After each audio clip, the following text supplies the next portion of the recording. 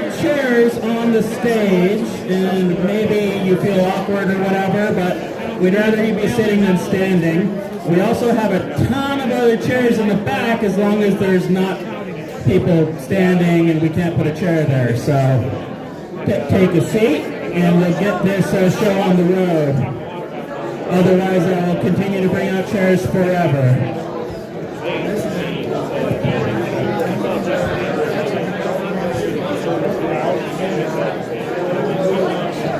Oh, thank you. I'm one of the directors of Live Utah here.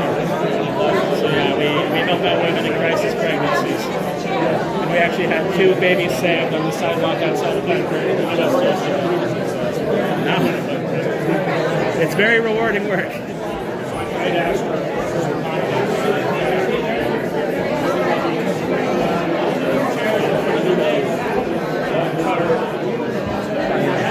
Okay, so just a microphone wherever you are.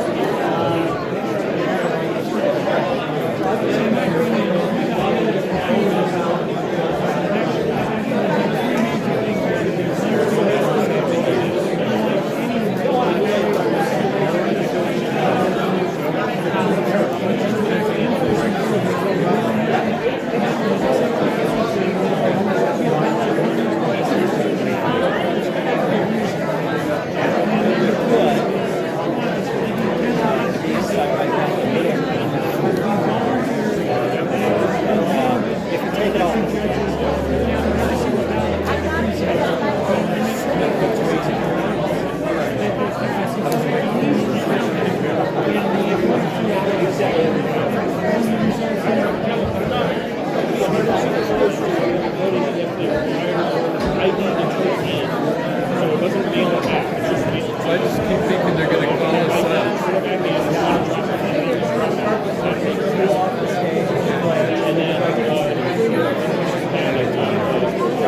Yeah, let's take our seats.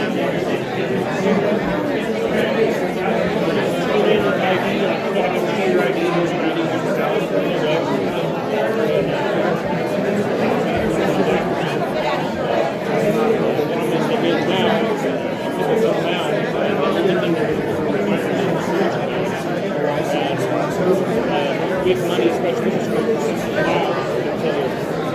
weeks ahead of the election, you know who hasn't voted yet. You know, close to who's likely voters or what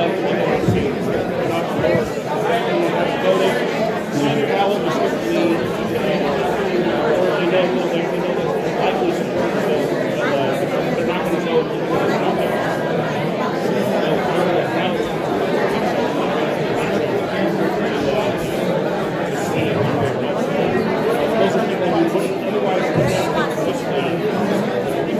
We're going to go ahead and get started here in a minute. If everybody could take a seat and find a spot to lean against the wall. Given the weight in the building, we're going to need some extra people to hold the walls up so they don't close in on us.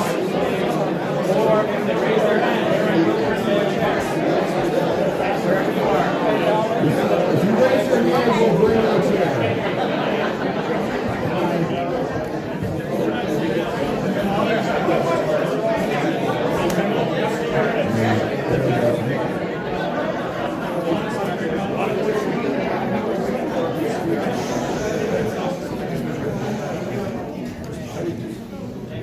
There we go. There are still extra chairs, so if you raise your hand, we'll bring you a chair. We'll bring you a chair if you raise your hand. There's an empty one here, right here in the front row. There's a spot in the middle. One here. Okay, you know what it is? It's a direction. There's a sweet spot. There's a sweet spot on the mic. And we're going to have everybody pay attention. So we can hear the candidates. Thank you. Thank you, sir. There you go. Okay, so we're going to do some opening exercises here. We'll have an opening prayer and a pledge, and then we'll introduce the candidates who will then come up and take their seat. The dead spot on the mic is now. Okay, who was assigned our opening prayer? Mac. Okay, Mac. We're going to call Mac up.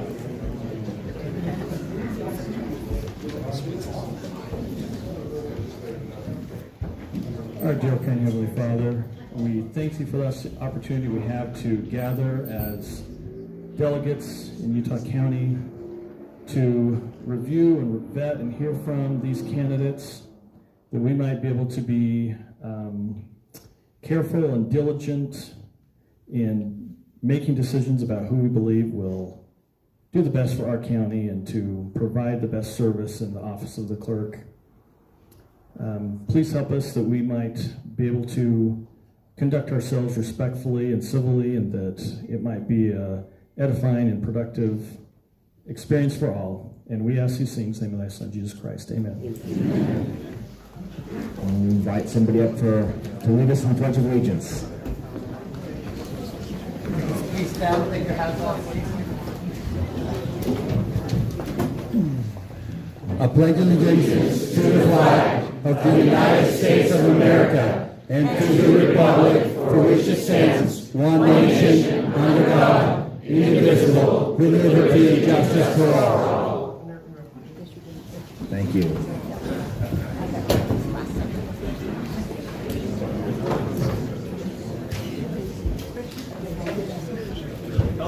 Yeah, I'm just trying to think where I want to have them come up. So we'd like to welcome you all here today. Thank you very much for your interest in county government. I don't know that anywhere in America do this many people come out to hear a debate between the people running for county clerk. But I'm really glad that you're all here. Utah County is better than Davis. It's better than all the counties. So we have three really fine people running for county clerk. It's a little bittersweet for me because I'm Josh Daniels. I'm your current county clerk and auditor. And it's great to be here in Dr. Kennedy's district. He is the doctor that will be overseeing the surgery where the commission is going to cut me in half because they're splitting the clerk and auditor offices, and so we now have people running in both the clerk and auditor. And I'd like each of our candidates to come up one at a time, introduce themselves, and that will begin our debate. So the first question is going to be, tell us a little bit about yourself and why you're running for county clerk. And we'll give you each 2.5 minutes, so come on up, introduce yourself, and then take a seat, and then we'll get started with the other questions. We'll begin with you, Aaron.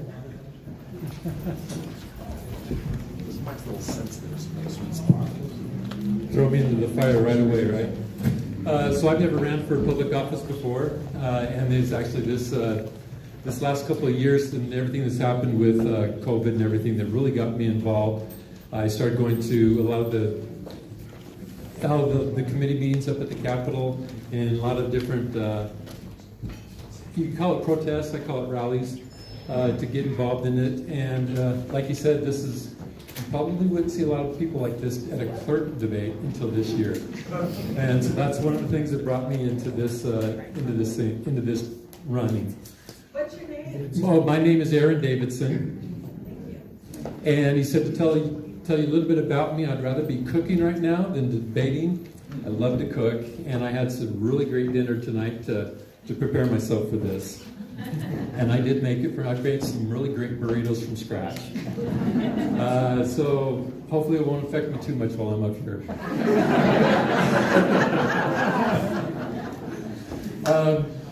So yeah, it's a pleasure to be here. I had a great time this morning at the Meet the Candidates. I recognized a lot of faces of people who stopped and talked with me. Appreciate you coming out again and listening again, or those that weren't able to talk with me this morning. I hope I have what you want to hear.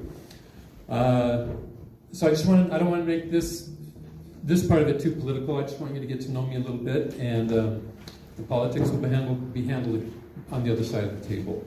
So thanks for coming out. And let's have Russ come on up next.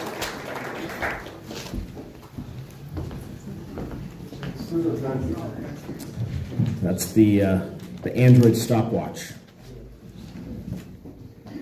So you're going to give me the... Yep, you're good. Well, it's good to meet you tonight, and again, grateful that you are so interested in the county clerk, which of course is the most important position in all of county government. Glad that you're here tonight. My name is Russ J. Rampton, and I'm running for county clerk. The founding documents of our country, particularly the Declaration of Independence, explain why government exists. And you've all heard these words before, but it's worth a reminder. Jefferson, and with the help of Franklin, decided that there were some truths that were, in Jefferson's original term, sacred. Franklin might have edited that to say self-evident, but there are a number of these self-evident truths. Truths so true that everybody immediately recognizes them. The first is that we're created equal. The second is that we're endowed by our Creator with inalienable rights. Among those rights are life, liberty, and the pursuit of happiness.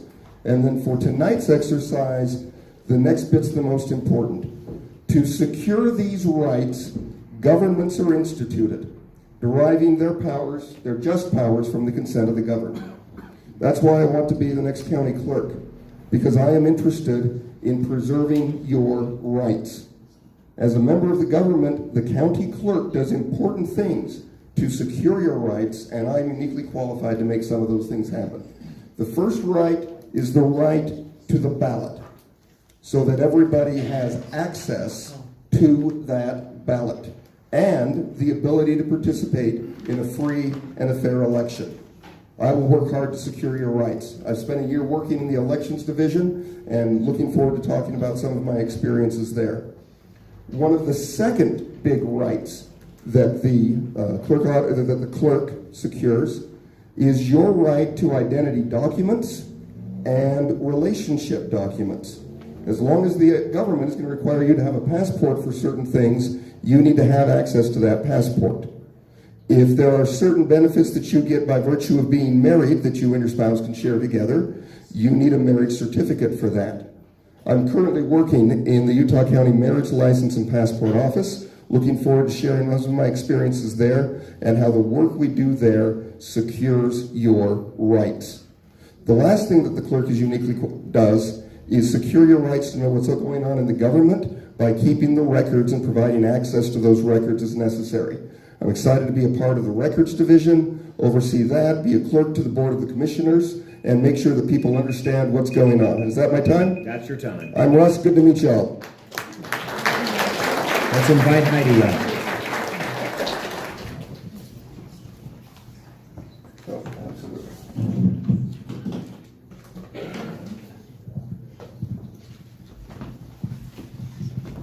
I'm Heidi Balderee, and in order to help you remember my name, I'd love to introduce you to the love of my life for 27 years. John, would you mind standing up? I have the right haircut. So remember, bald as in no hair, Balderee. So for the last 10 years, I've been very active in conservative politics. And as some of you may remember, I served for 2 years as a volunteer for the secretary for the Utah County Republican Party. I've also been active on all levels of government, starting with our municipalities. You could find me at city council meetings, planning commission meetings, going up to the county. You might find me at a board of adjustment meeting or at the commission meetings, fighting to keep our property taxes low. You also find me at the Alpine School District meetings, fighting against the bonds.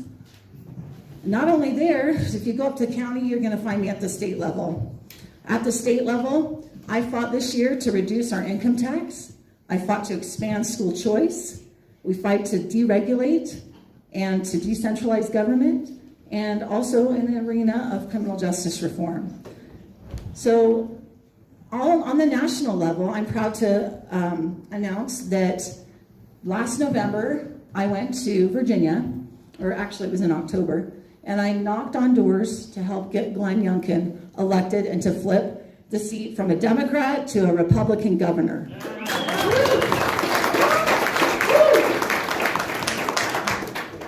I've worked on multiple campaigns, whether it's municipal races, the state house race. My particular friend, Representative Moss, approached me when he first sought office. And as some of you may have noticed, if you've checked out my website, he was one of the first to endorse me. Having campaign experience is important. It's important to know how it feels to be up here and I've been in your shoes too, because I've been a precinct chair. I'm a current precinct chair, a vice chair, and I've served on the State Central Committee for my almost 6 years on my third term.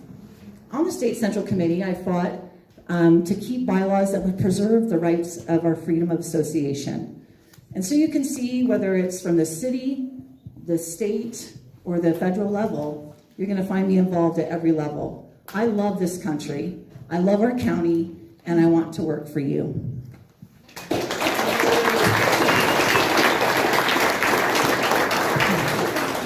Great, thank you all. It might be more efficient if we hold applause until the end and then we can get back and forth between the questions quicker.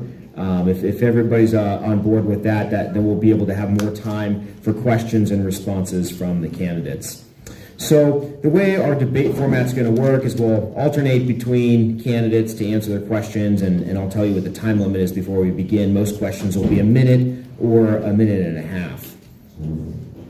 The first question is very exciting. Under state law, the county clerk is also the clerk of the commission, which in Utah County has come to mean a host of different duties related to public meeting notices, taking of and management of commission meeting minutes, receiving official notices for the county, and facilitating the execution of county contracts. If elected, what, if any, thoughts do you have and ideas related to this particular duty of the office? And we will begin with Russ. And are we going to stand or sit or how do you... Go ahead and sit, I think is fine. But you might need to bring the... People want to stand so you can be seen better. There we go, by the camera. We'll take turns standing. I have to admit that there's a number of reasons why I'm running, and one of them is that if elected, I would get to work with the 2021 Utah County Employee of the Year, Alice Black. And she is the person that actually does all of the hard work of clerking for the Board of Commissioners. She's the one that actually types up the minutes. She's the one that makes all of that happen. And again, she was the last year's Employee of the Year, and that was very deserved. It's not just good enough for your public officials to make a decision in a public forum. That meeting has to be noticed. That meeting has to be minuted. Those meetings need to be recorded. Those minutes need to be available for the public to know what's going on. And I would say that the county is doing a very good job of meeting all of the legal requirements that are associated with those sorts of things.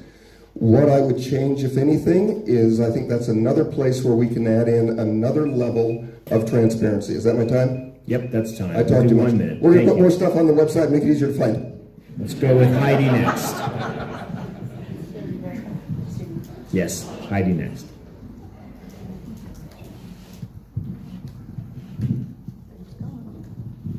So, like Russ mentioned, the real credit goes to Alice and Maureen and others who work in the office. So it's my job to make sure they're doing their job, but as you can see, we're in good hands in Utah County. One of the important things that I respect and understand is because as the secretary of the Utah County Republican Party, I was required to take minutes, and so I know what that entails and the job that it is. And we are required to post those approved minutes on the website, but before that all happens, we need to notice the meetings and agendas to the public, as well as create the agendas for the meetings.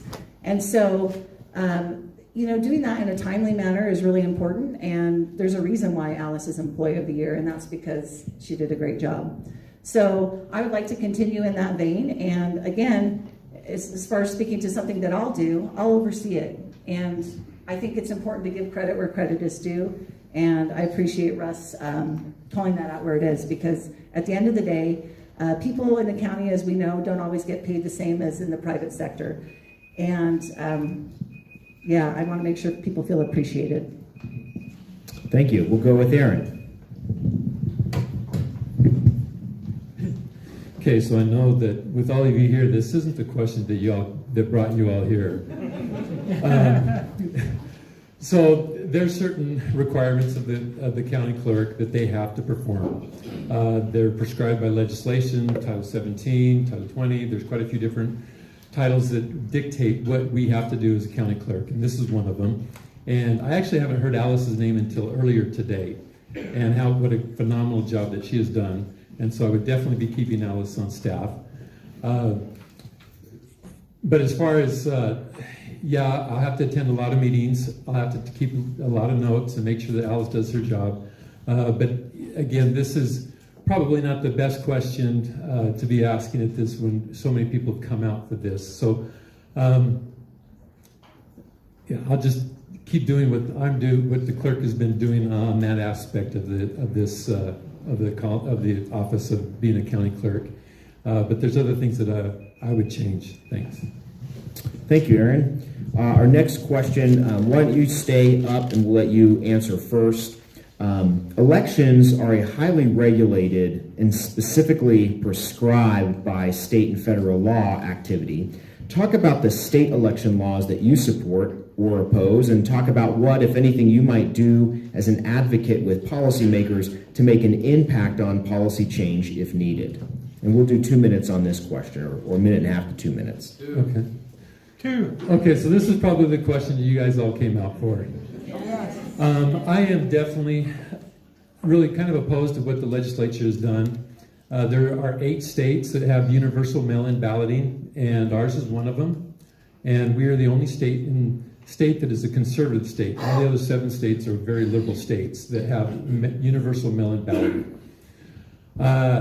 I think ultimately I'd like to go back to in-person voting with the provision to vote by mail.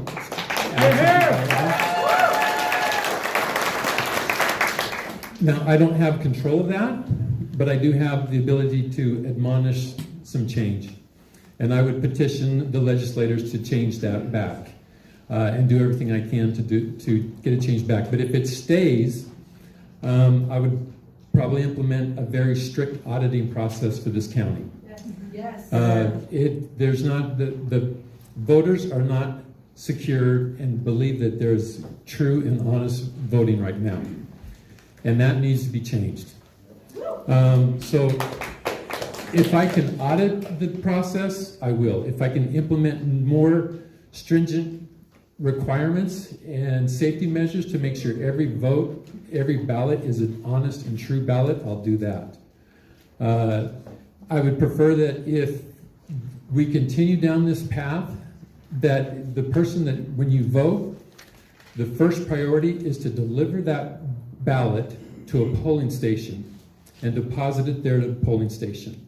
That is my preferred route if we keep going through this universal balloting. Next one is to drop it off at a ballot location. And third, send it back through the mail. Because I don't believe that once you relinquish that ballot to the United Postal Service, there's no controlling it. They don't have the same oath and covenants. They've not taken the same oaths that we have in maintaining the security of that ballot. So once it goes to the United Postal Service, there's not that control. They try their best, and I know that there's a lot of controls. We had an open house at the room where they count the ballots, and they talked about the security measures that are in place, and there's some very good ones. I don't doubt those are good. So, I oppose universal mail-in ballots. Thank you, Aaron. We'll go down the line to Russ next.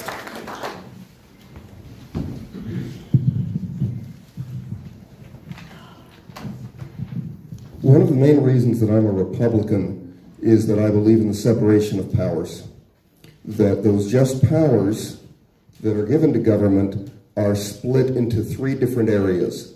Legislative power for writing laws, judicial power for interpreting and reviewing laws, and executive powers for administering the law.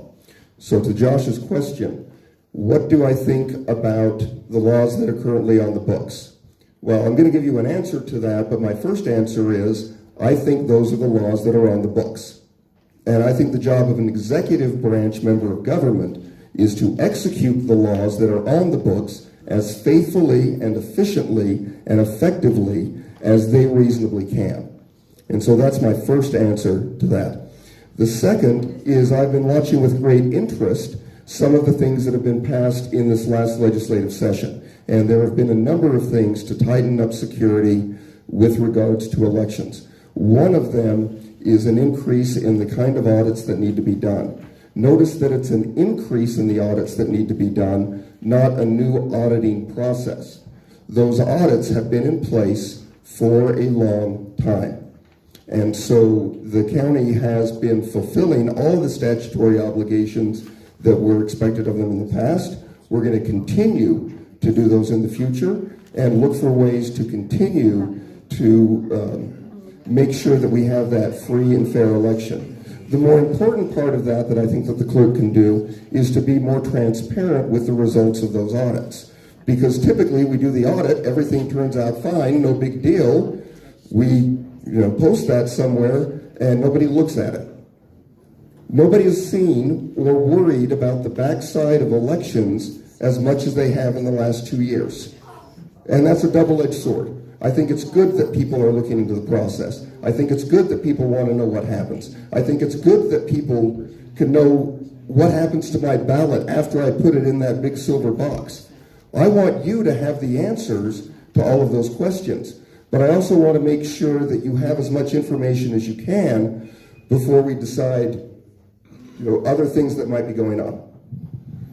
Thank you. Heidi.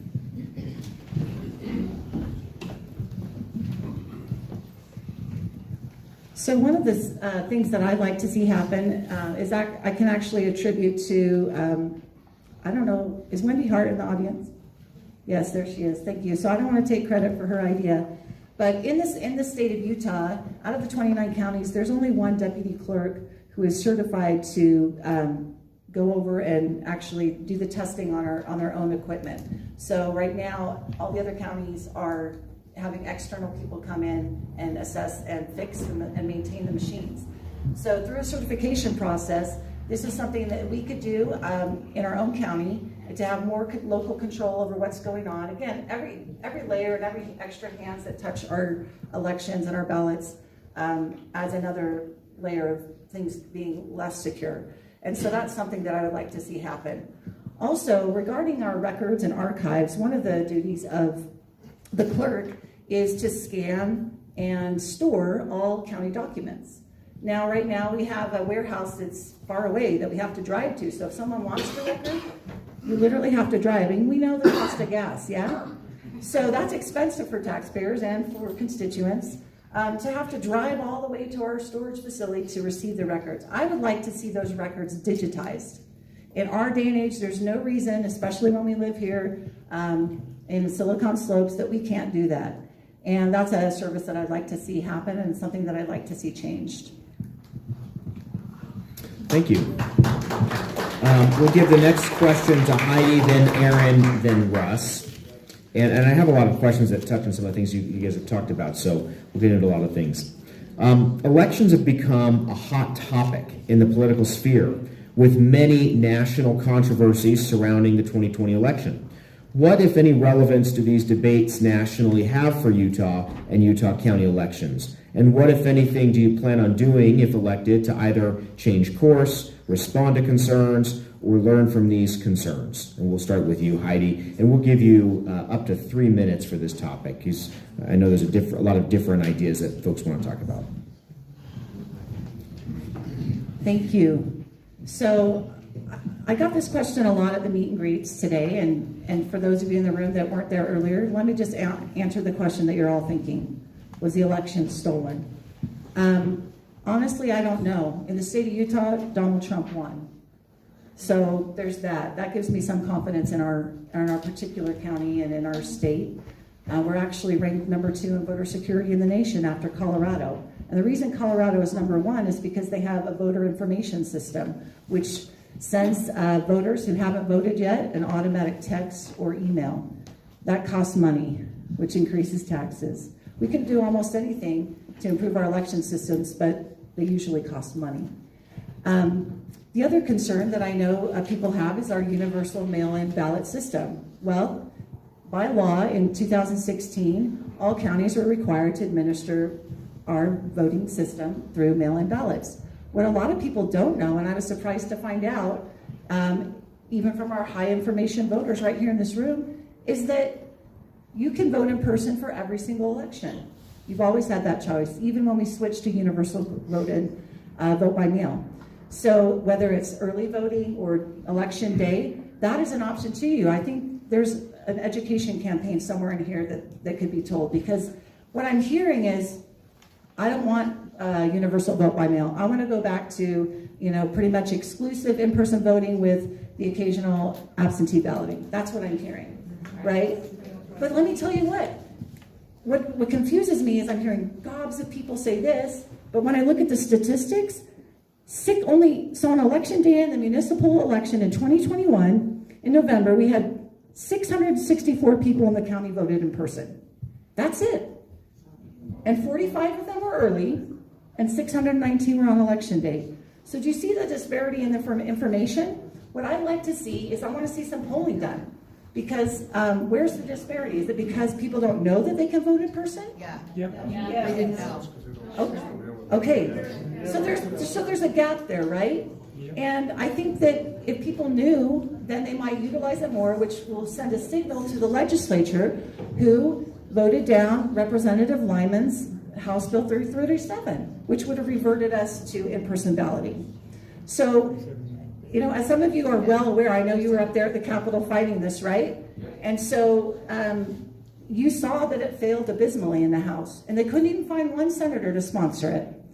So there's a disconnect, and I want to see how we can bring those pieces together to see what the people of Utah really want, and in particular, Utah County residents. Failed in committee. I'm not sure how much time I have left. 15 seconds. I'll leave it at that. Thank you. We'll go with Aaron next.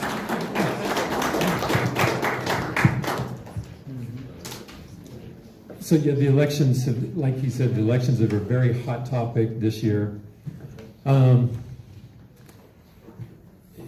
Like Heidi said, you could have gone to the polling station to vote, but did any of you look to see how far away your polling station was? I mean, they cut down the polling stations incredibly. I think mine it must have been like 10 to 15 miles away. I don't know exactly, but it's like, I didn't really want to drive that far. They talk about voter suppression, and what we're doing is, by saying we want to have everybody vote in person, is voter suppression. They should have more options on how to vote. I don't believe that. If people want to vote, they're going to vote. If they're going to want to cheat, they're going to cheat. So we have to make the voting process as transparent as possible and as fair as possible, make it available to as many people as possible, but do it in a way that is transparent and people aren't going to doubt the integrity of the vote. I don't think there was a great support in what happened in 2020. And it happened across the nation. And it may be perfectly fine. But the government didn't respond to the people saying, we want to know for sure. And they fought us and fought us and fought us. So if they hadn't fought us and just said, you're right, it wasn't as clean as it should have been in past years because of COVID, here's what we did, and open it up and let people see. Because it just did not go over very well in 2020. And I feel like I'm probably most independent of the candidates and willing to do that and make sure that it's open, transparent, and right. Not right according to the government, but right according to you, our bosses. You are our bosses, not them. And just be, there were several meetings at with the commissioners, and it was kind of fought against us, saying, well, what's an audit? What's the protocol for a forensic audit? Figure it out and do it. Don't wait for someone to tell you. I've been in database technology since I graduated from college with a master's in accounting, with an emphasis in information systems and an MBA in finance. Went to work for Price Waterhouse and did some major data conversion, so I know data. And that's the reason why I went for county clerk instead of any other position, because I know data. I'm not a great politician, probably not the best orator, but I know data. And so if I go in there, I'll figure the data out. The data is not going to get past me. So I will do everything to make sure that you feel confident in the voting process. Russ. One of the biggest tragedies of the last few years is that it has become increasingly difficult to have open and honest and civil and respectful conversations on political matters. And part of that stems from the fact that we can't even start from the same base of shared facts. And that's why elections has become such a hot button issue. Other reasons that it's been a hot button issue is a lot of the stuff goes on behind the scenes. And until the last few years, again, most of you didn't care. And most of you thought that the government was doing a fine job, and you watched the news on election night, and a winner was announced, and everybody took it as that being the winner. That didn't happen in 2020. Doubt was sown. Fear was sown. But none of that came from well, I shouldn't say none of that. Much of that, a fair amount of that, did not come from a place of fact, did not come from a place of trying to figure out exactly what was going on. One of the things that was interesting in the commission debate, or the commission meetings, is people said, well, you never looked for fraud. Nothing could be further from the truth. When the ballot center is processing ballots, we are constantly looking for fraud. When a ballot comes back in, does the barcode on that ballot match a barcode that we had mailed out? Yes, it does. Great. Next, rinse and repeat 300,000 times. When we look at a signature on a ballot, does that match the signature that we have on file for the voter associated with that ballot? Yes, it does. Great. We're going to put it in the pile to count. No, it doesn't. We're going to take a closer look at this or have it go through our cure process. Rinse and repeat 300,000 times. And so when we make these decisions, we are looking for fraud each and every place. Oh, someone has registered to vote. Okay, do we have information from the driver's license division that this person has a driver's license? Can we do an e-verify and make sure that they're a citizen? Are we going to plot their address on Google Maps and find out if that's a residential address or an empty field? We do all of that so that we check to make sure that at the time of registration, that's not a fraudulent registration. Rinse and repeat, do that again for each of the registrations that comes in. That's what's been going on behind the scenes and will continue to go on behind the scenes as we look for fraud. What happens now is we have people that come in and say, now that I've seen the results, I don't like those results. Let's go back in and see why the results are what the results are. Well, we can do a manual recount like they did in Arizona and find out that the count was incredibly similar and waste all the time and effort in that. So that's where I stand on the voting. It needs to be transparent, auditable, and those things are going on now. Great, thank you. Okay, now is the intermission part of the debate where the most exciting questions will get asked in rapid fashion, and so we would like your answers to be rapid and brief. These are a series of highly relevant and irrelevant personal opinion questions. So we're going to begin with a series of policies, and what I'd like from you is your personal opinion, whether you are very favorable to this, very unfavorable to this, or somewhere in between. And we'll just kind of go in order. We'll start with Aaron and go down to Heidi, and then we'll actually come back and snake back, so it's a little quicker. Okay, vote by mail. I don't like it. I prefer vote in person. Russ. Vote by mail, favorable if you do it right and Utah County does it right.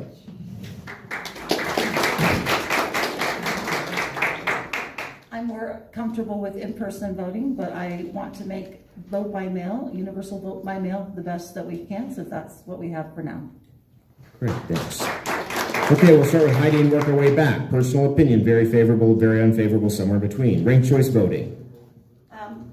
I'm somewhere in the middle. I think in the gubernatorial race, it might have made a difference. We might have had a governor elected by more than 30%. In a municipal multi-candidate election, I'm not so sure. What I'm committed to do is to let the cities retain autonomy to choose the elections of their choice, and that's what I'm committed to do. On ranked choice voting, relatively favorable, but again, that is a decision that gets made by the municipality. Right now, they can opt into the program, or by the state legislature for statewide elections. That's a policy question for the legislative branch. But I would do my best to make sure that if they did choose ranked choice voting, we could do it. I think it's a fun and exciting thing. I think we need to continue the pilot project. I think the next step, if I was advocating, is to put that into primaries, but we need to be careful in how we implement it and make sure that the voter education and outreach is on par with it. Okay, so I'm not an advocate of ranked choice voting. There are problems and issues with it the more candidates that are on the ticket. If there were only 3, maybe. But once you get into 4, 5, 6, no way. There's just, statistically, it just doesn't work. So, no, and like I said, it's a municipality choice, but I will not advocate it to any municipal legislature. Great. The next topic is taxes. Favorable, unfavorable, somewhere between.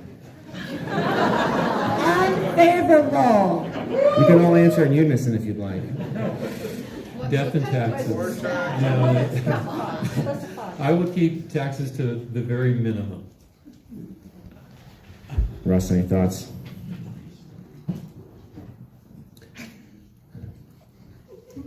Unfortunately, you end up getting what you pay for. Taxes should be kept low. Government should live within its means. Governments should look for ways to be lean, efficient, and effective. But at the end of the day, if they are underfunded to the point that they can no longer protect your rights, then all of those taxes were for naught. Great. Now, one policy in election law in Utah that was passed around 2014 out of a concern that, the list of who is registered to vote is typically considered a public record.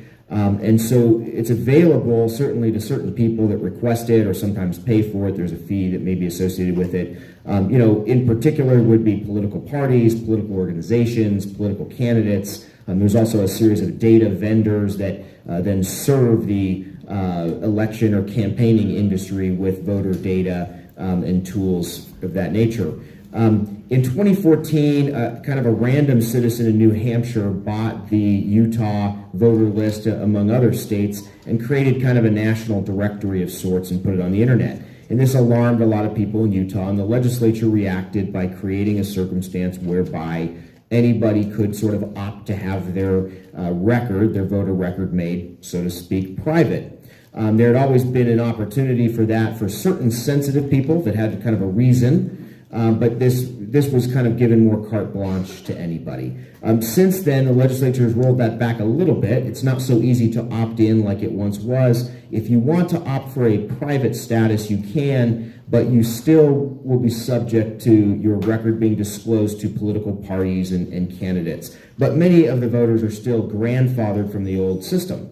So I'd like your personal opinion about this balance between transparency of the voter records versus privacy that people have and the state of Utah law currently. The technical details are that there are 2 statuses that you could be. Well, you could be just normal, you're public, or you could be private, which means you're private to data vendors and maybe just members of the public, but you'll still be disclosed to parties and candidates. And then there's a status called withheld, and you're essentially private to everybody. And this has created a lot of concern because people, when they get the list, it seems to not add up to the total number of voters they expected. So I'd like your thoughts on this, if you favor this, oppose this, and any thoughts you've got. My turn? Yeah, we'll start at the end of the table. Thank you. I'm going to bring this closer. I heard people can't hear me in the back. Can you hear me now? Sure, yes. Okay.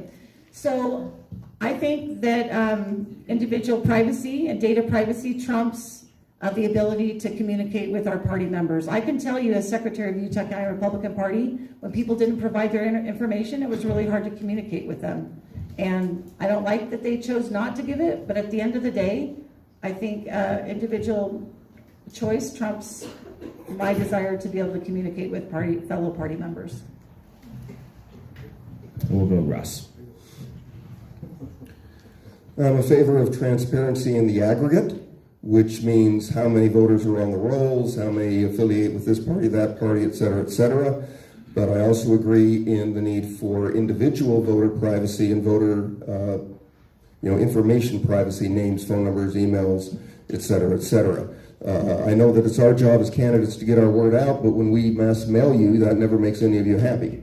So there you go. The other thing that I think needs to be put in with this, particularly given the situation that Josh talked about, is that voter roll is a very dynamic document, constantly changing. We've got people turning 18. We've got people who are passing away. We've got people that are moving in, people that are moving out, people that are moving around. And so that is a mammoth task to maintain that. So anytime somebody says, oh, I got the voter list, well, is it out of date? Yes. So this sounds like a problem or an issue or a symptom of a much greater problem, and that's the GRAMA request process. GRAMA being the Government Record Access Management, and I forget what the last A is. Government entities are trying to gain a strict, tighter control over government records, so people requesting GRAMA requests are being refused, charging an exorbitant amount of fees to get that information. So this kind of falls under the GRAMA umbrella, and it would have to be addressed specifically, because I could see how voters wouldn't want the records let out that way. There's other entities that buy it anyway. You can get another by buying it from other name directories. So someone just figured out that they can get the names through a GRAMA request for a lot less money than going through a public entity or another list keeper. So I'd have to take a look at that and think about it a little bit more. I don't think I have an answer right now exactly on that, but I would think about it. Thank you. Part of the duties of the clerk include overseeing the maintenance and retention of all county records in the archives of the county. Some people have touched on this, so you have to spend a lot of time if you don't want. This is a function that we call in the department records management. Discuss your thoughts and ideas related to this particular duty of the office. And we'll start with you, Russ, and then go to Heidi and come back to Aaron. Again, records management becomes an important thing that we do. And you don't realize it's important until it's your record that you need. And so what I think that needs to happen is, again, we've got some great people there. They have a facility. Unfortunately, the facility is not centrally located, but it's built in such a way that it can house those records. And yes, we need to digitize. Yes, that's a project that's going on. But at some point, we still keep those historical records as well.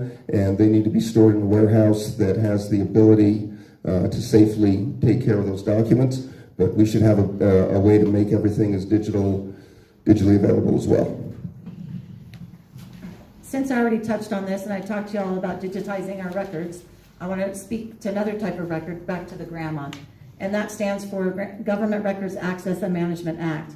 This legislative session, they passed House Bill 96, which limits the ability to do GRAMA requests. And in the room, we have a GRAMA ninja over there. We have Mark Allen. So if any of you need help in doing the process, go see him.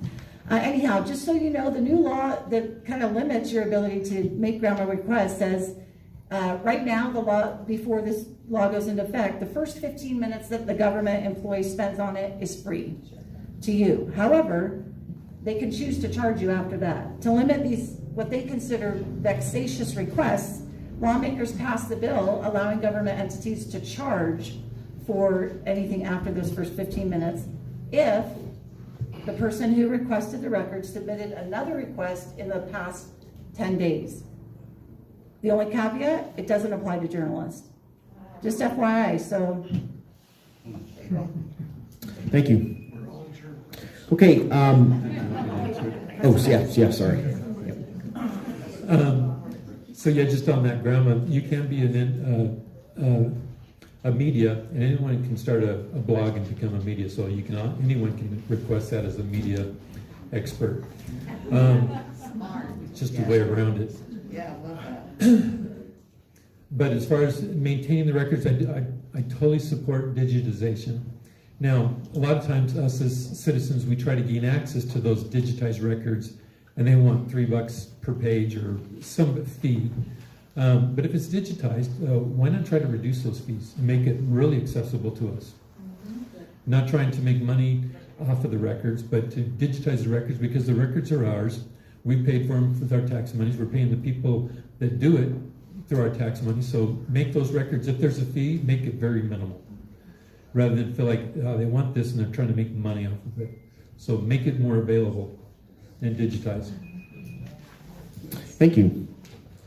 So elections, of course, are one of the larger duties of the clerk's office. Overseeing elections can mean a lot of different things. There's a lot of different things you might bring to the office when it comes to leading the office as the clerk.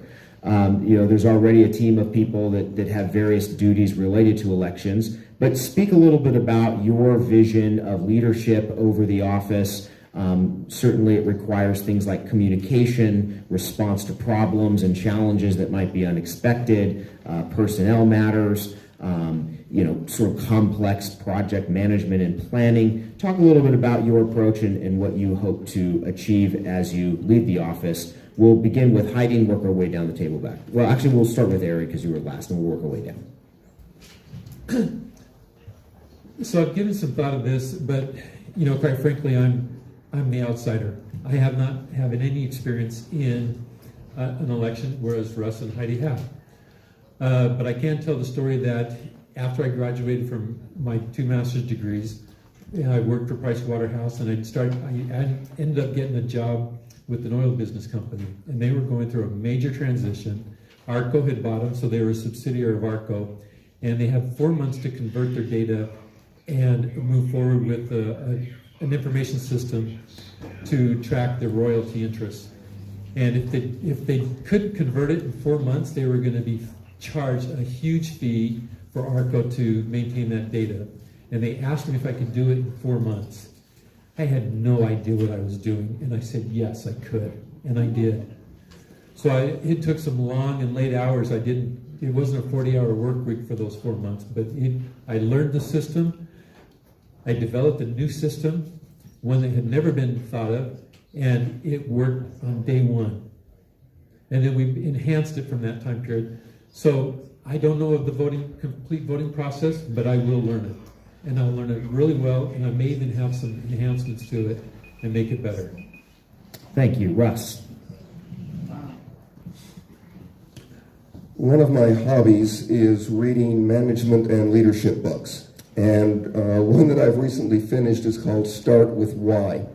And it asks the important question, why are you doing what you're doing? And that every good company, organization, office, whatever, needs to have that overwhelming why. So that is the first thing that I would do as part of a management structure, is to make sure that we have a clear vision and purpose of that office that answers why. And the starting point for that is protecting citizens' rights, all of the citizens' rights. The next thing is we have great people. I would do everything we can to keep those great people there, and so that we can continue to be running the great ship that we have. And then the third is to keep making those people great by investing in them.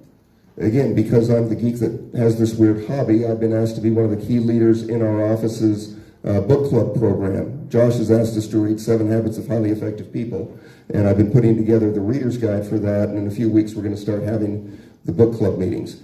We're going to take time to invest in our people, and not just book clubs, but like was mentioned earlier, certifications, best practices, conferences, finding out how we can learn the best way to do the kinds of work that we're doing. Thank you. Heidi. So my master's degree is in human resource management. And so my mom often told me I was born to lead. When I went to our doctor's visit when I was just a toddler, I got up on the doctor's table and sang to him in my underwear. So I'm not afraid to take on the hard questions, to say what needs to be said, and I genuinely care about people. And I also understand the value of employee retention. It's much cheaper to retain an employee than it is to lose them. And when we're talking about government wages, it's not a reason to stay.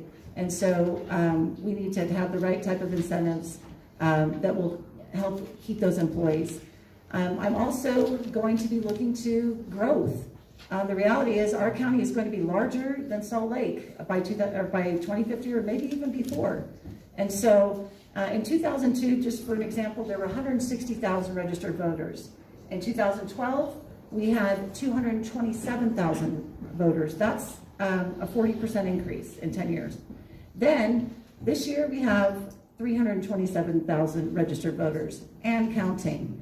And so we're going to need to find physical space for these people. We're going to need to know how to add to our employees and etc. Thank you. Another part of the office deals with administrative customer services of the government, like, for example, issuing marriage licenses and processing passport applications. Discuss your thoughts and plans related to this particular duty of the office. We'll begin in the middle with Russ, come to Aaron, and end with Heidi. I'm excited to talk about this because that is my current job right now. I'm one of the supervisors in the marriage license and passport office.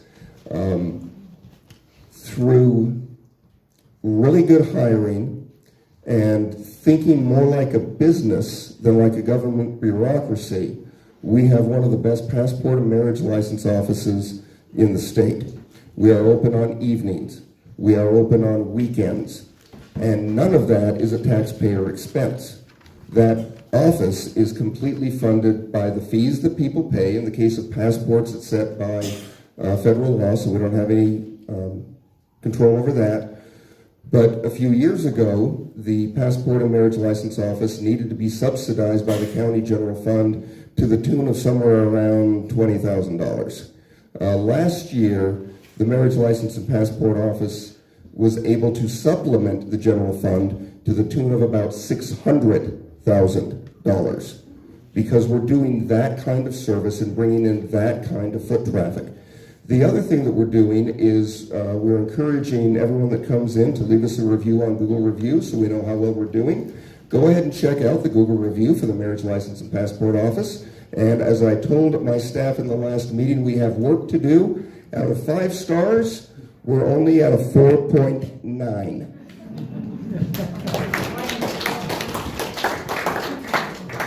So in this process, process of increasing the revenue to $600,000, most people don't know that is basically because of the universal marriage license process, where anybody in the world can get married in Utah County via Zoom. So someone can be marrying someone in Egypt to someone in Israel and not even have to come here. And there's some moral questions to that I'm not too comfortable with. I don't think government entities should be acting like a business, trying to raise revenues and so that they don't have to take taxpayer money at all. Governments are for the people, and I don't agree with the universal marriage license process. If someone wants to do a destination and come here to Utah and get married, I'm welcome to it. We'll give them a license and let them get married here. But I don't want to become the little Whitechapel of Las Vegas to the world. It's just not right in my mind. Heidi. Sorry, I thought I already answered the question. Which one? This is about the marriage licensing system and the passports and the customer service operation, and your thoughts in that regard. Thank you. So I actually wanted to know more about the office, and so of my own accord, I went down there a week ago to check it out for myself. And I met with Bert Harvey, who's over there, and Russ was there working. And I want to report back something that I found, something to brag about in our county, because we all know that it's easy to find the bad. But one of the things that they've done is they have cross-trained every employee in their office. I think, what do you guys, about 8? Oh, at least. Yeah. Closer to 20. Okay, so those are the ones I saw that day. Anyhow, what they've done is they've cross-trained every employee to be able to to know how to administer passports and marriage ceremonies. And I think that's really important, because you know how it is if someone gets sick, or if you're busy and only one person is trained to do something. I thought that was a really good thing that the county's doing. Anyhow, I was also able to speak with the director about kind of his vision for the future, and I'm really excited where things are going. I'm now that the office is being split from county and auditor, they're talking about even moving people, and there's a lot of work there to be done, but I'm happy with what I've seen, and I'm glad that we have good people in place in the county, and I want you to know that we're in good hands. Thank you. So you mentioned the office being split, which is a great entree to the idea that, if you're elected, what things do you feel are going well that you hope to retain? What things do you look to change, or new priorities will you pursue? Certainly in the context of the split of the office, there could be some considerations there. We'll start with Aaron, work our way down the table there. 1 minute. So what are things going well? I don't really know, but what I do know is Alice has been great, so I would keep Alice. I think it's a great thing that the office is being split between the county clerk and the auditor. It's like the fox guarding the hen house. That needed to happen, and so I'm glad to see that that's going to happen. I don't know what more else you want me to say on that one, but I'm glad it's happened. Thanks. Russ. I am also in agreement that having a separation between the clerk's office and the auditor's office is a good thing. But it is also completely possible to do the right thing in the wrong way. And so I'm a little bit dismayed about how that change was made, and the lack of vision and foresight and planning and allocation of resources to navigate that split and the transition from one office into two offices. But I am committed, if elected in whatever capacity, to make that happen. In terms of what we keep and change, I'm a fan of incremental improvement. And so all of the processes that we have, we need to continue to examine those, see if there's a way that we can tighten them up, make them a little bit more efficient. And a lot of little incremental changes over time is the main thing. And then the other thing that I would definitely do is, with the office split, it becomes a unique opportunity to really brand the office, to rethink about vision and mission and purpose, and asking the why that I had talked about before. And that's going to be a key thing that would happen if elected. And Heidi. So I specialize in change. Growing up, I moved a lot. And in my career, I've done lots of different things. I'll never forget when I served my mission in Japan, and going there and knowing how it felt to be illiterate, and being highly motivated to learn quickly. And so whether it's learning a different language, by the way, I was a Spanish major when I got called to serve in Japan. I specialize in change. I make friends quickly. I learn things. I've been a Spanish teacher, a Japanese teacher. I was a business evaluator for Western governors and their business ethics team for 5 graduate level courses. I currently work as a grassroots leader, directing grassroots volunteers in large groups.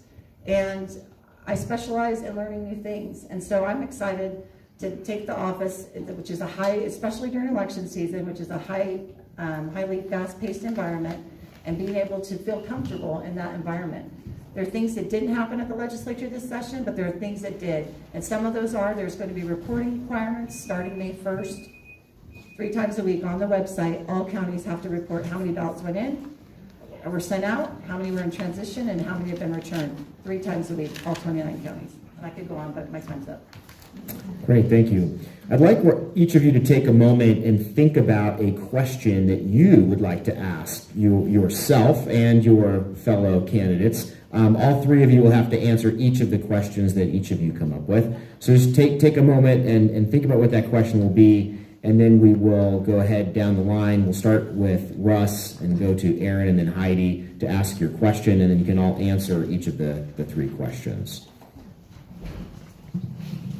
So I start by asking? Yep, we'll go first with you. Okay.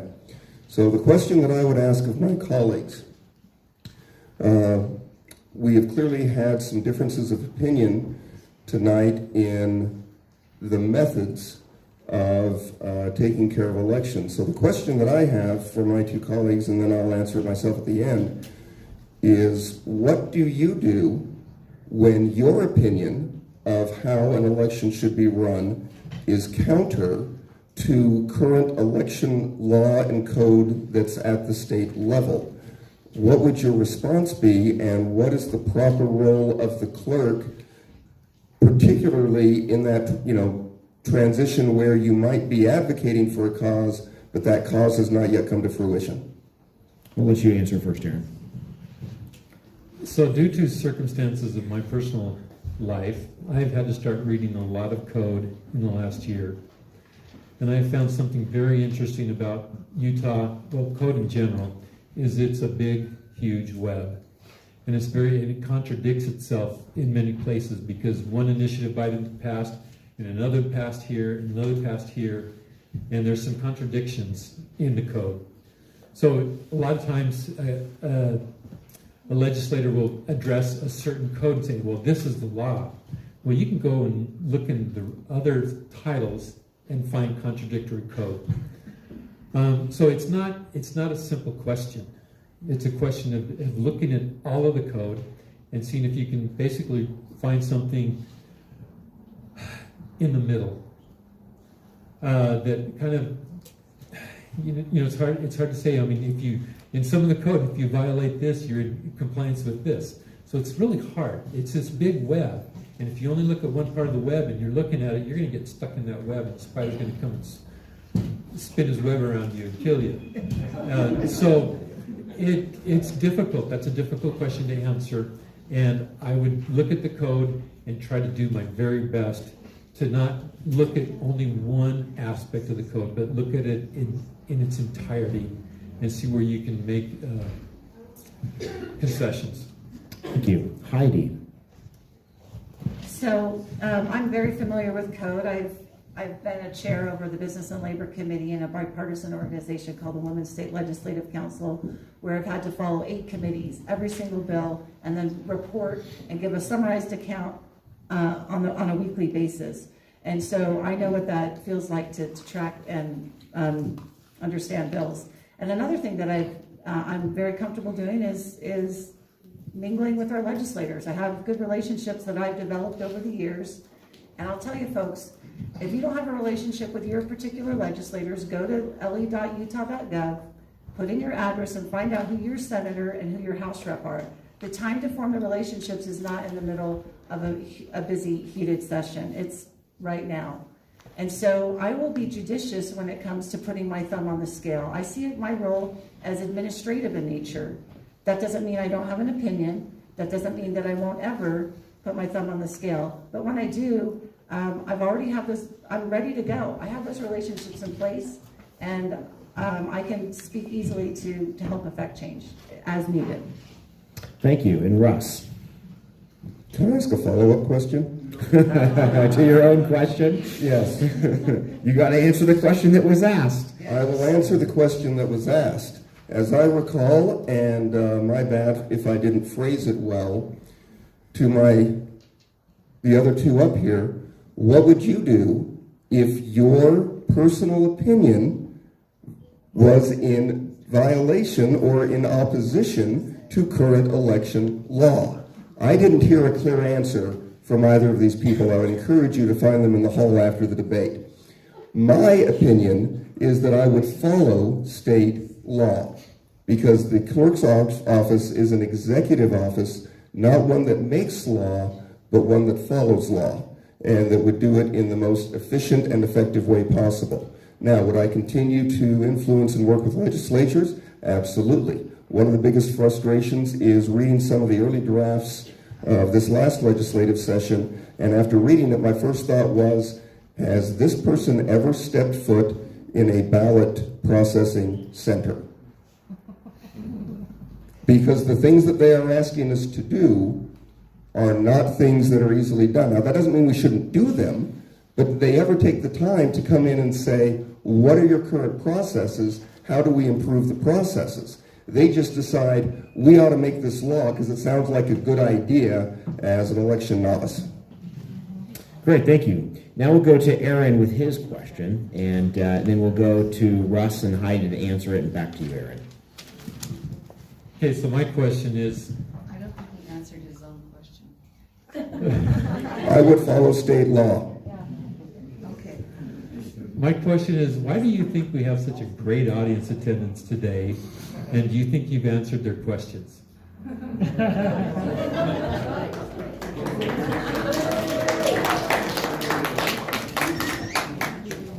All right, Russ.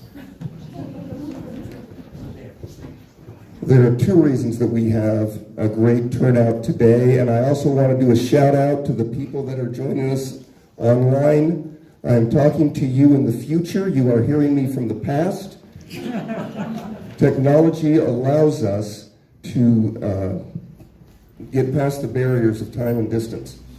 We have a great audience here tonight for a couple of reasons. The first is that we have committed delegates in the state of Utah and in the county of Utah that are committed to the convention caucus process that allows individual citizens to be selected by their neighborhoods to make decisions on their behalf. They meet with the candidates one-on-one. They shake our hands. They look into our eyes. They ask us tough questions, and that's the process. And you all are the ones that make that process happen. That's the first reason. Second reason, county clerk is the sexiest office in county government. And Heidi. Well, I'm not surprised at all that you're here. It makes me really happy. I know many of you, and those that I don't, I can't wait to meet you. I want to thank those who stopped by my booth today. I've got a flyer in the back. If I did not answer your questions today, I'm going to start by answering Russ. Yes, I would follow the law. So if I did not answer any of your questions today, please contact me. Heidi4utah.com has my contact information, my phone number, my email. Text me, whatever way is most convenient for you. I want to answer your questions. I'm not afraid of any of them, and I try to answer to the best of my ability. And if I didn't do that, ask me the questions, please. That's what I'm here for. I want to know that I've been thoroughly vetted before you make your choice. And Aaron, the probing question. You know, I actually kind of like what Russ said about having some great delegates here. And there are a lot of new delegates this year. And I think there's a lot of new delegates because what's happened over the last 2 years, people have grown a skeptical eye. It's like this third eye. It's a skeptical eye. And a lot of you are probably very skeptical about the process and what has happened over the last 2 years. So I welcome you here today. And I'm glad you're here. And I think that's why you're here, is you want to gain an assurity that we are, not me yet, but I will be part of the government, that we are looking out after your rights. And Russ has also talked a lot about maintaining rights. And I think a lot of you feel that your rights have been violated this last couple of years. And so I want you to be assured that I'm going to look after your rights because I have considered them my rights up until now. And I'm not going to go into a government position and say, I have rights now. As the government does not have rights. They have obligations to protect your rights. And you're here because you want your rights looked after. Thank you. And Heidi, for your question. The question for you all tonight is, what is a policy position that you've had that you've changed your mind on? In the past, and now changed your mind on. And we'll go to Russ, then Aaron, and back to Heidi.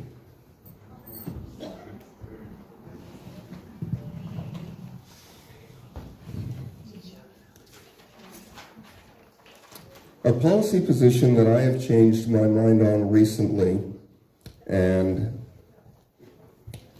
I'm hesitant to share it, but I want you to know that I am coming to this from a position of transparency, and you are more than welcome to disagree with my policy decision. I would be happy to have conversations about the policy decision, but one of those is 10, 15 years ago, I was among the people that would think that we need to define marriage as the union of a man and a woman. That has been changed by Supreme Court decision.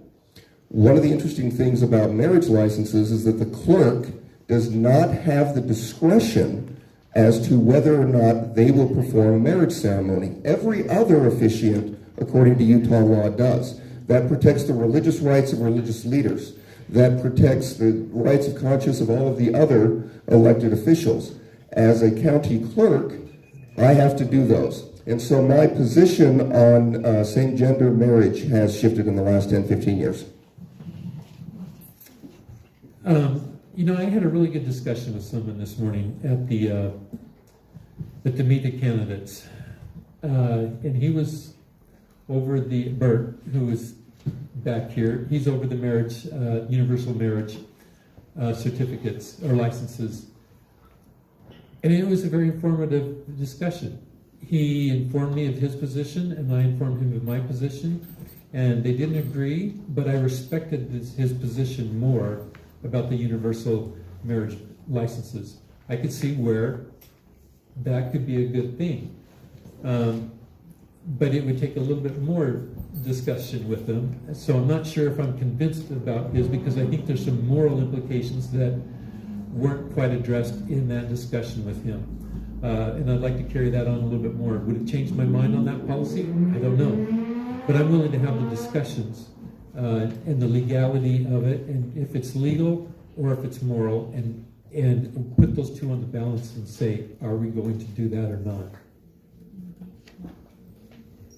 Thank you. And Heidi, to your question. All right, in lieu of an intermission, I'm going to keep things a little bit lighter, but it's still related to city or municipal government.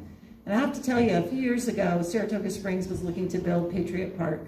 And I went to the open house to weigh in on things that I thought would be good or not good for a park. And I tell you what, for the first time I looked at that plan and I saw pickleball courts.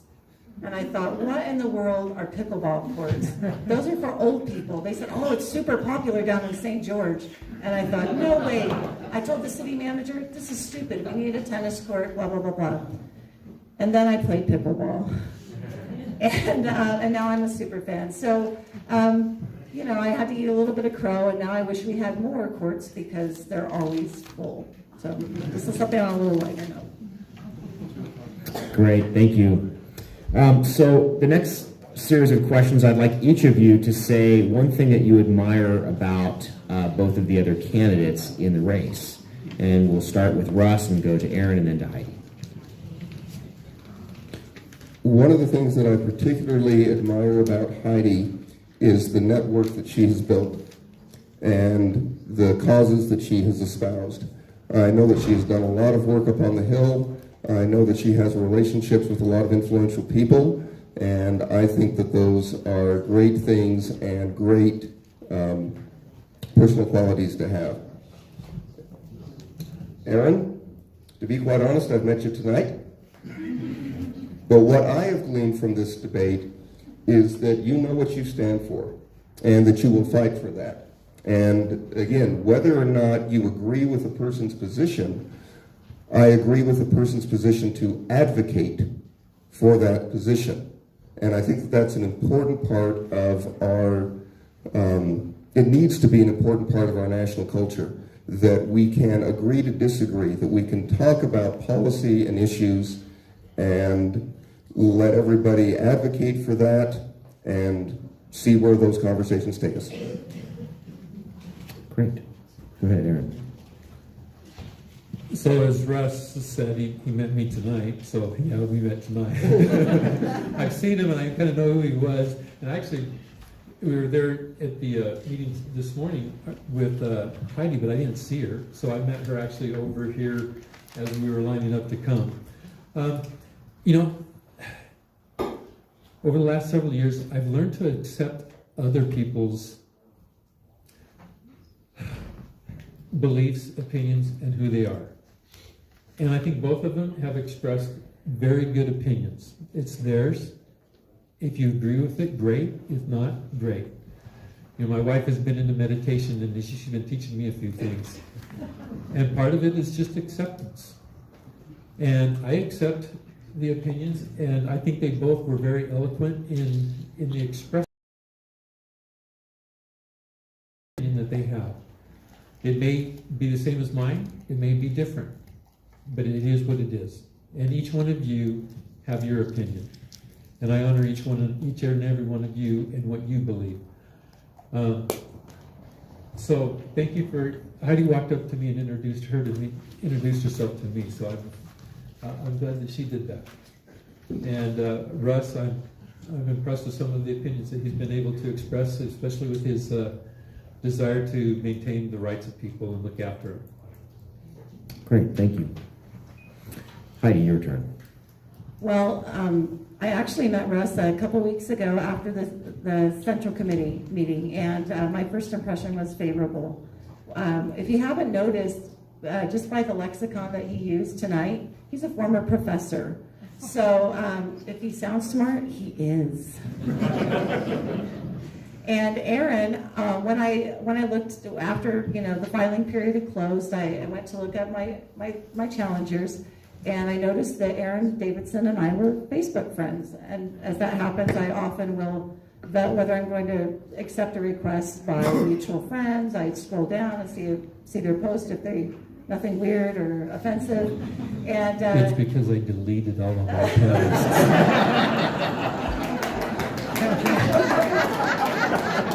And I have to admit, I have a little bit of hashtag height envy. I think that I admire his height. And I also admire that he's a foodie. And now that that's been revealed, I want to see some food at the next meeting. Great, thank you. I think it's important that we maintain, a certain level of civility and cordiality. We're all Republicans, and I think we have three really fine candidates here vying to be our next county clerk. I appreciate and thank you for running so that I didn't have to.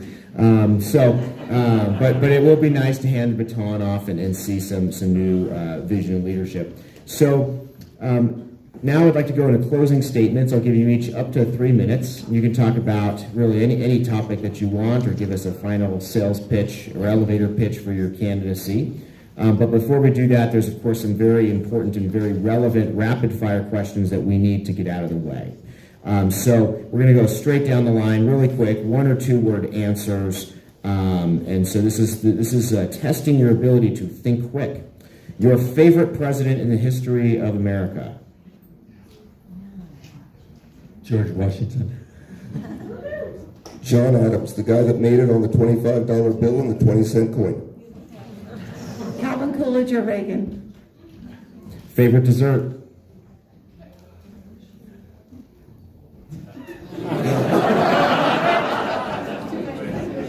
Just don't use ranked choice voting to decide. Okay, probably blueberry pie with ice cream on top. Moose Tracks ice cream. Anything caramel or chocolate?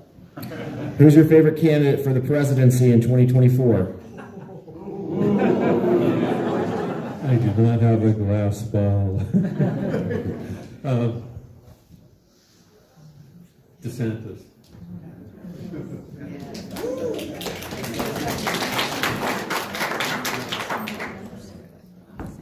Joshua Alden Daniels.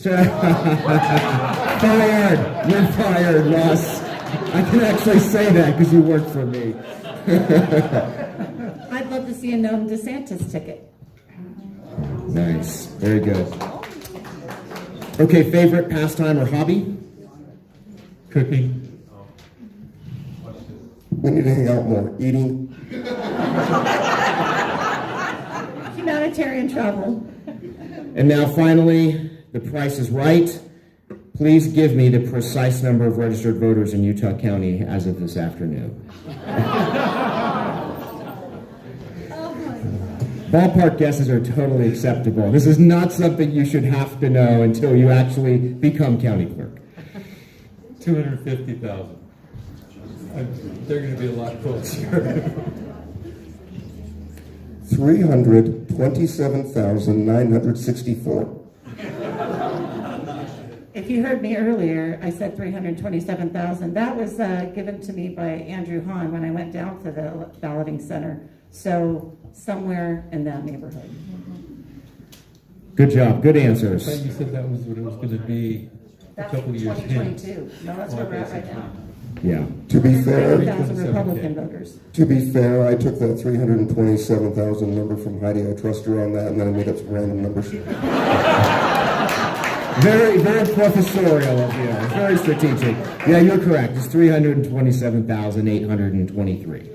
So it depends on if you're going with active and you know there's and to Russ's earlier point, it changes because there were some voter registration forms that got turned in this morning, and somebody was going to do some work on Saturday. So you know it's always changing. Okay, let's go into your closing statements. Each of you up to 3 minutes. We will go in reverse order from the opening statements. So we'll begin with you, Aaron, then go with the opposite. We'll start with you, Heidi, then Russ, then Aaron. Yeah, go ahead and stand up for your closing statement.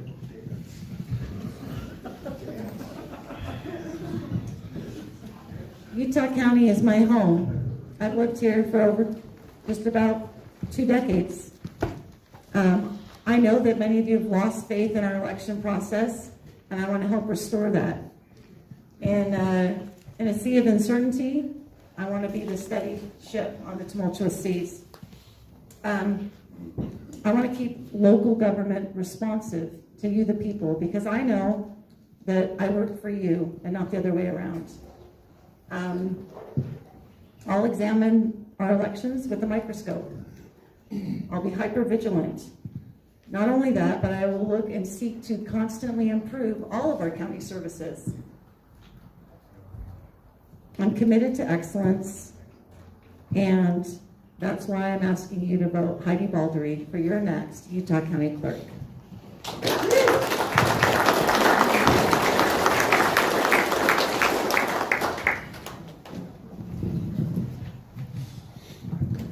I thank you all for coming tonight. And I begin where I started. Governments are instituted to secure the inalienable rights of all people. I thank you all for coming tonight. It is exciting to see such great and passionate people who are investing the time to vet the candidates, who care deeply about our country, who care deeply about our community, who care deeply about having the right things done as they see things to be right. I can promise you right now that if elected county clerk, one of my biggest goals and purposes and the big why is to protect the rights of all of the people in the room. But I want you to look around. We have an outstanding crowd here tonight. Aaron, will we put the number out? 150? Sure, just to make us look good. I'm glad you're not the county clerk.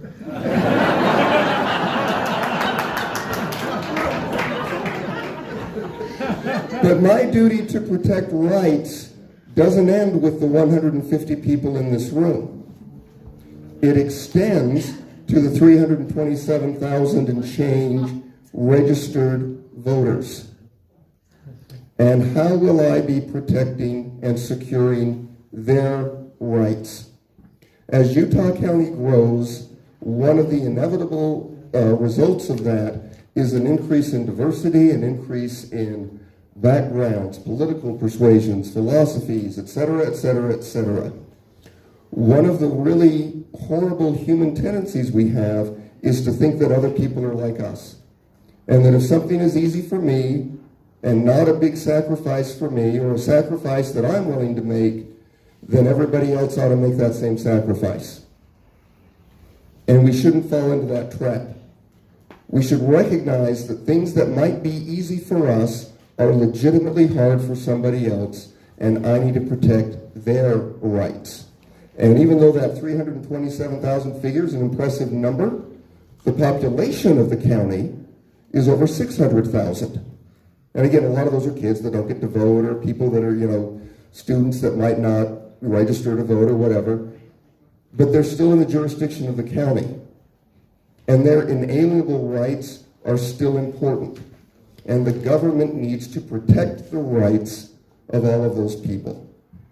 And so that's the promise that I make to you, the promise that I make to the people that aren't here, that if elected, I will make sure that the Utah County Clerk's Office has the clear vision, very clean, stable, secure practices and processes that we will continue to examine and refine so that we can run the most efficient and effective and secure operation for records, marriage licenses, passports, and of course, elections.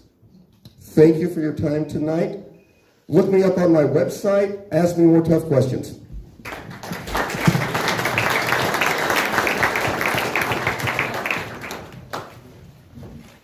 So I can't say that I'm from California, but I was actually my parents were living in Farmington, Utah when my mother was pregnant. So that's the closest I can claim from being from Utah. I actually claim that I'm actually from Arizona, went to BYU, met my wife. She's from California, we moved to California, moved to Arizona, moved back to California, moved to Barcelona, and then moved here. So I've lived here since 2012. And as we know, there's a lot of people moving here from California. And there's this saying that where Californians move, that place becomes Californiized. So I can see the way society is going, and it feels like it's moving toward a lot of political thought from California. And as a part-time Californian, I'm here to protect you from the Californians.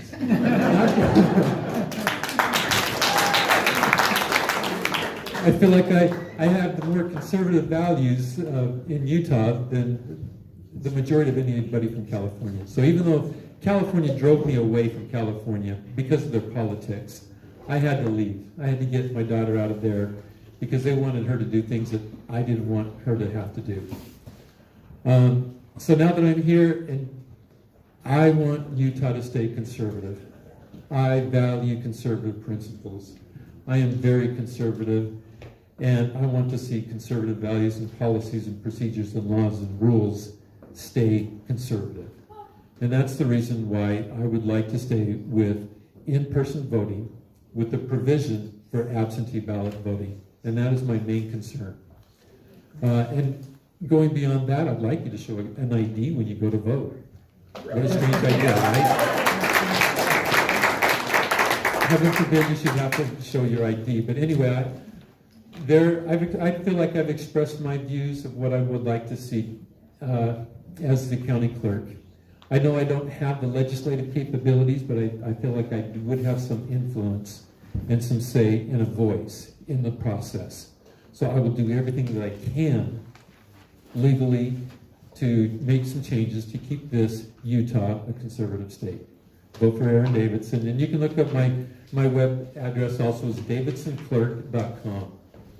And the reason I don't have the Davidson for clerk is when I'm elected, I want to be able to use that same address. I'm not going to continually run for this.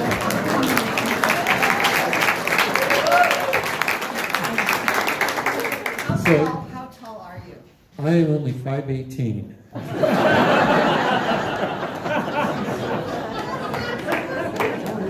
Do the math.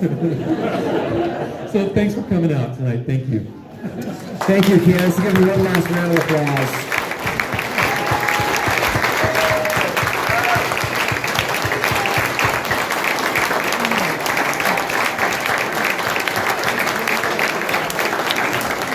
Thank you to all those that helped to organize this event. I imagine there would be some desire to help put some chairs away. I know there were some folding chairs that were brought out. Those probably need to go back somewhere. Thank you all. The white chairs are the ones that need to be folded up and put back. Thank you. For those that are interested, the law changed this year. Starting May 1st, any voter who did not show their driver's license at the time of registration is now required, starting May 1st, to submit a photocopy of their driver's license with their ballot or it will be spoiled. So, just so you know.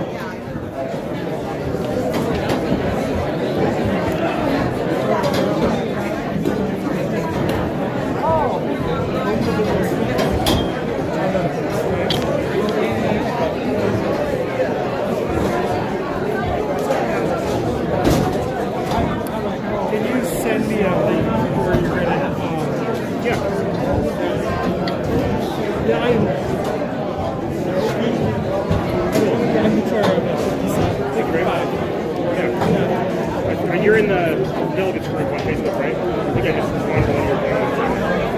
I've been posting the feed in that official group. Yeah. Are you planning on going to the county attorney? I am. Okay. Wouldn't miss it. I'll go and send me a link that you're going to be using. Okay. People keep on asking how can I do it? Yeah. I've got a page that put all these on. Okay. Yeah, send me a link to that page. That's all I'll forward it. Okay. Thank you. Nice to meet you.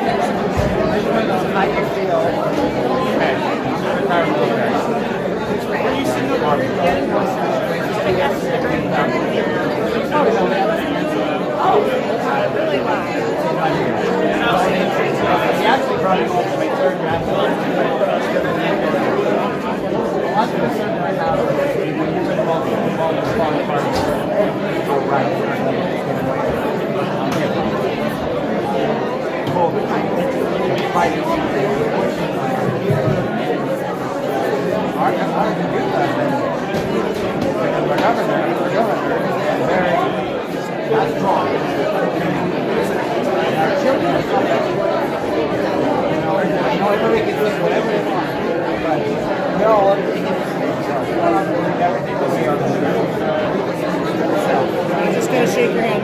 For example, my cousin.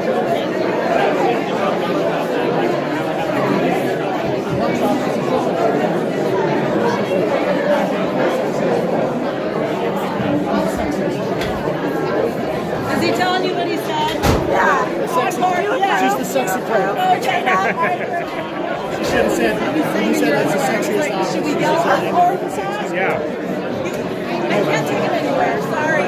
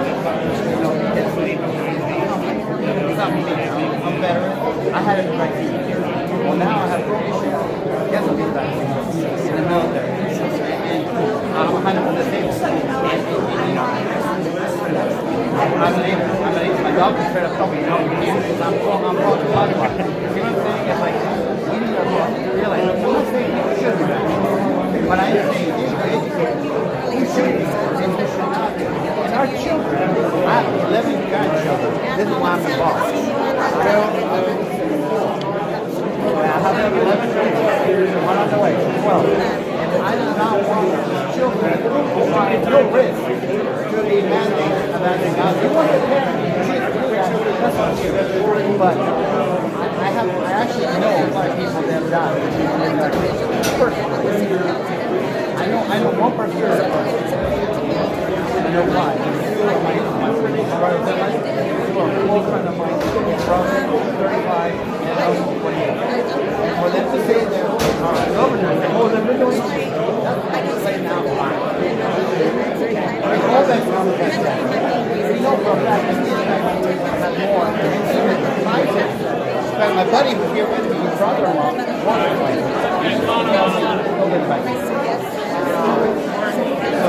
so I'm not saying vaccines are right.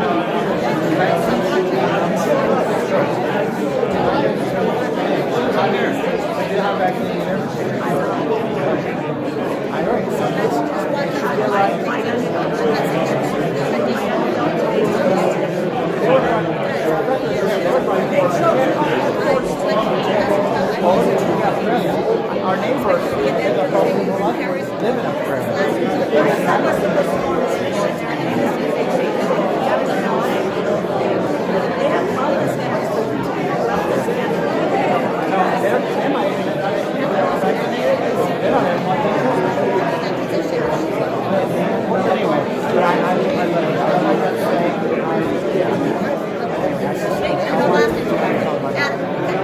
everything else is perfect.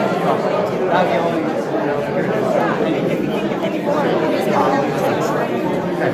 Thank you.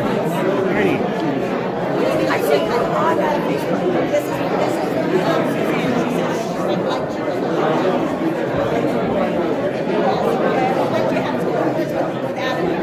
amazing guy.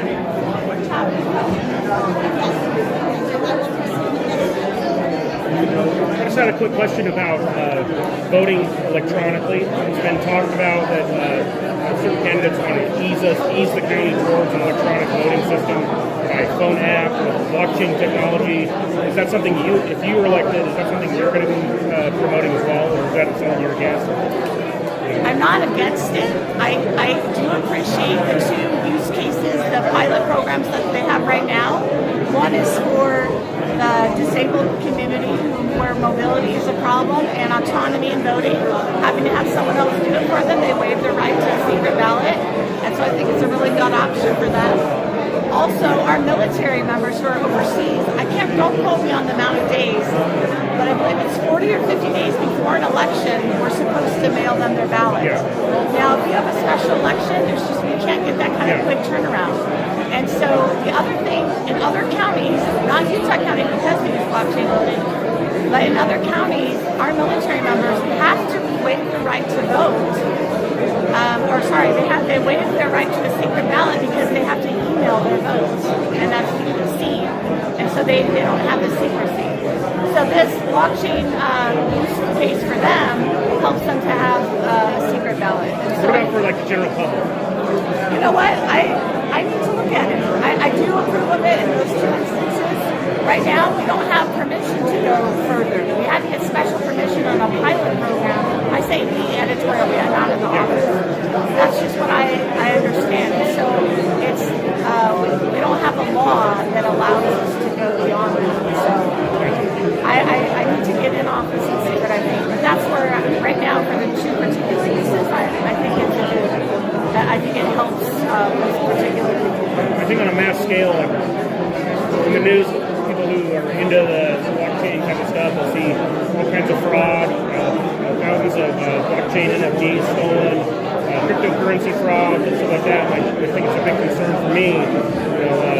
Like if this would become a widespread use thing, I think it's only a matter of time before somebody's able to hack the system. That's why I'm a fan of like paper. I would love for you to send me something. My understanding is that it's more secure. Now, you might be right. Just from what I've heard, the distributed ledger goes over 4 different servers, and in order to hack it, they would have to hack within a quarter of a second over 4 different servers this code. So I've heard it's more safe, but I want to see what you have because I've only heard one side of the coin. We should connect. Yeah, I think we are. Didn't you send me a friend request? Adam? I think What's so, your last yeah. name? Bartholomew. Yeah, would you please send me something? Yeah. I'd love to look at that. Definitely. It might be after April 9th. Yeah, no worries. But for sure, I am interested. I love Okay. to read. Cool. And like I said, I've only heard one side of the story. Gotcha. All right, thank you. Appreciate it. Take care. Does the lack of more matches make us more confident? How big the sample size is? And again, I appreciate your time. I appreciate you serving the delegates.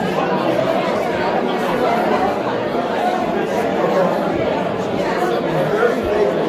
Oh, okay.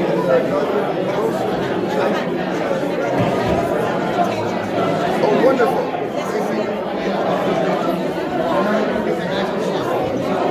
No. Wonderful. Okay.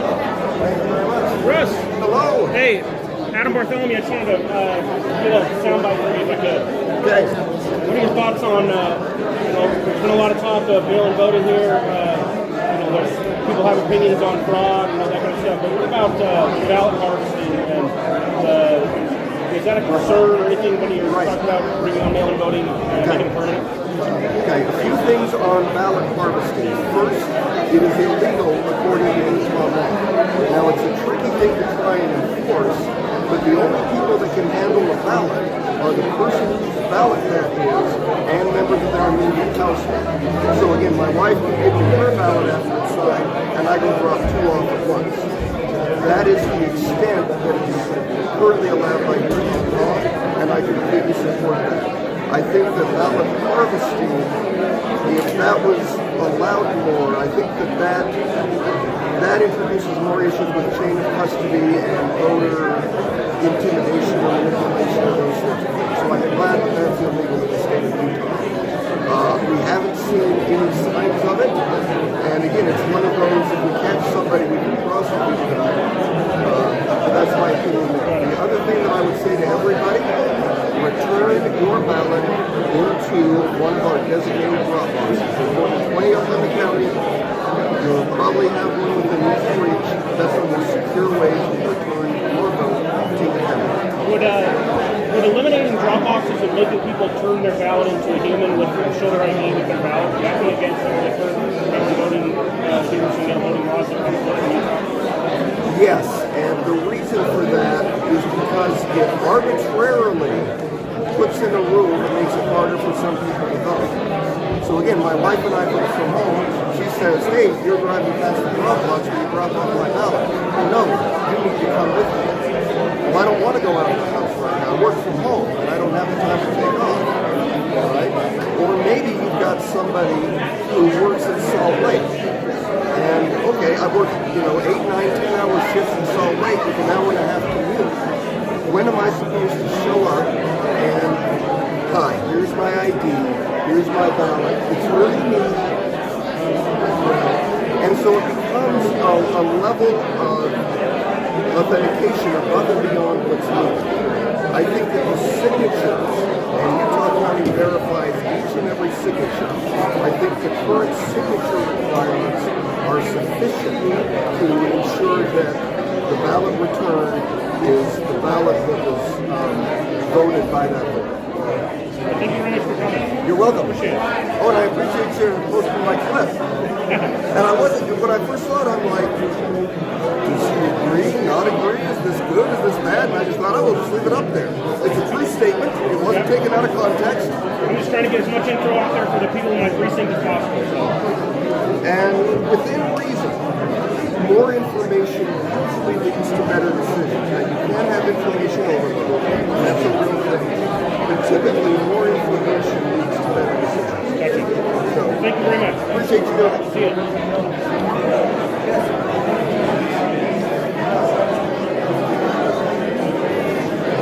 There he is. There's the man right there.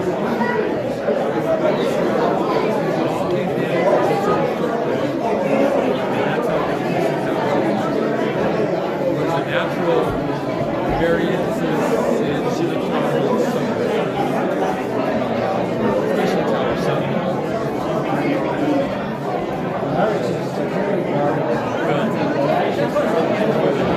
Got to use it. was just going to ask Aaron a question.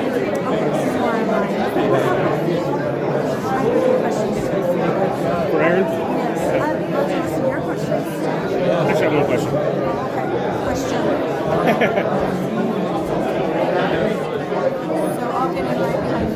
Cool. I gotta ask you a question. My wife and I started laughing. This is an email you sent to me. Oh, okay. He's not fucking clerk. Look at the wrong date. And so I really like your spectrum last night. But I find you very much interesting. It's an interesting race. Yeah.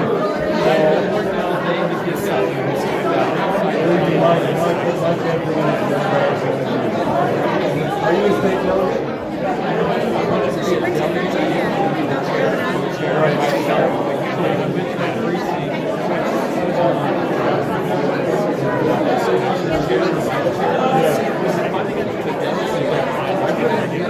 Yeah, without responsibility.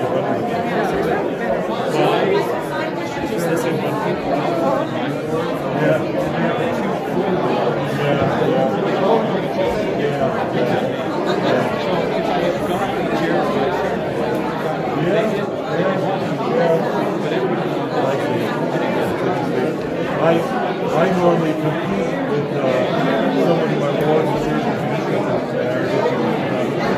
my ward and my state. So I have usually monthly service.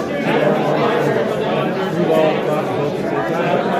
This time he said, no, I don't want to be a state delegate anymore because everybody keeps gathering signatures and my vote makes no difference.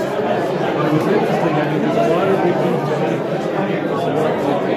but it suppressed the enthusiasm of people wanting to know how these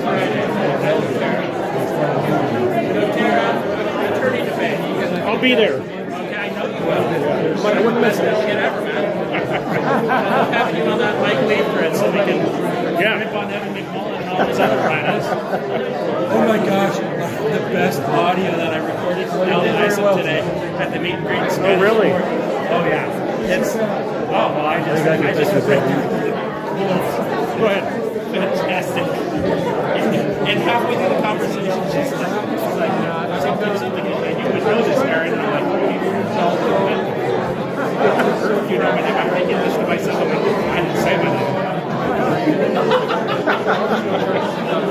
They know I'm coming.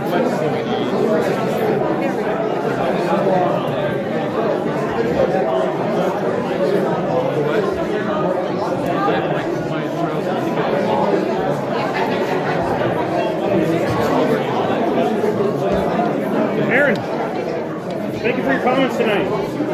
Yeah, a lot of people are reporting to you that you're real worried that we need. I feel like I need to stand on a chair talking to you. Hey, what do you think about this? We have a pilot program in the county right now for electronic voting with a blockchain app or something. And then someone want to actually ease the county towards that. I think I know your answer to this. I don't know what the blockchain program. I think it's just like the next step. There's the universal mailing ballots. There's blockchain. That's the next thing. I think it's all progressive towards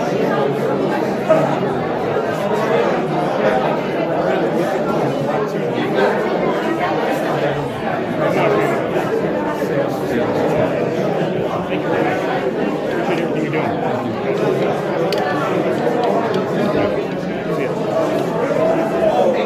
There you have it. That's the county clerk debate. We'll end it right now.